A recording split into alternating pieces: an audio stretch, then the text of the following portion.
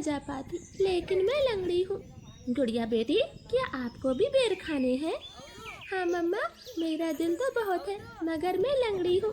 मेरी बेटी लंगड़ी है तो क्या हुआ, उसकी माँ तो स्वस्थ है। चलो आज मैं आपको बेरी के पेड़ पर ले जाती हूँ। आप भी जग्गू कुक्कू की तरह डाल पर बैठकर खूब बेर खाना। अब जल्दी चलो। फिर एक टोकरी में गुड़िया को बिठाकर मम्मा चिड़िया भी घर से बाहर चली जाती है।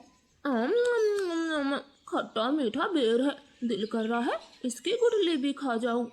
नहीं जग्गू, गुठली नहीं खाना, बेर बहुत है, तुम बेर को ही खाओ। मैं तो कुछ बेर अपने घर भी लेकर जाऊंगा। कोको दोस्त, वो देखें, आपकी मम्मा भी इसी तरफ आ रही है, शायद उन्हें भी खट्टे मीठे बेर खाने होंगे।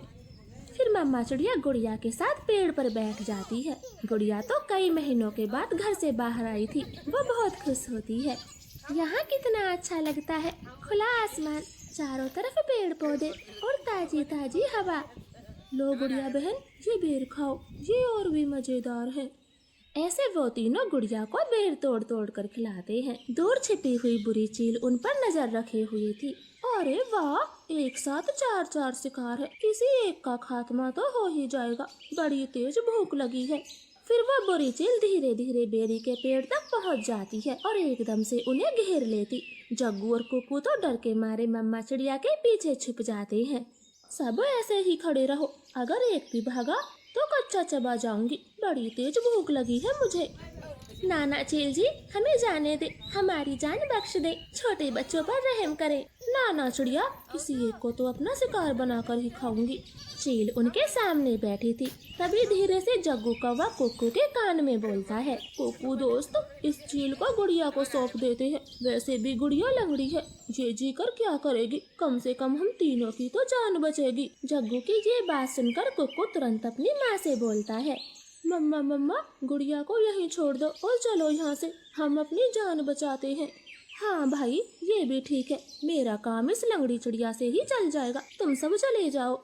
चील ने इतना कहा ही था कि तभी रानो चिड़िया जोर से चील को धक्का मारती है और पेड़ से नीचे गिरा देती। जग्गू कुक्कू, गुड़िया को साथ लेकर यहाँ से भाग जाओ, मैं इस चील को आपके पीछे नहीं आने दूंगी, बेटा जल्दी से भागो यहाँ से।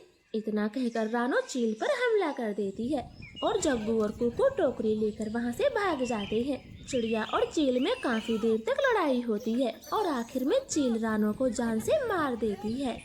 मरगी, छोटी चिड़िया मरगी, मुझसे लड़ने चली थी, अब तेरा मांस में मजे से खाऊंगी।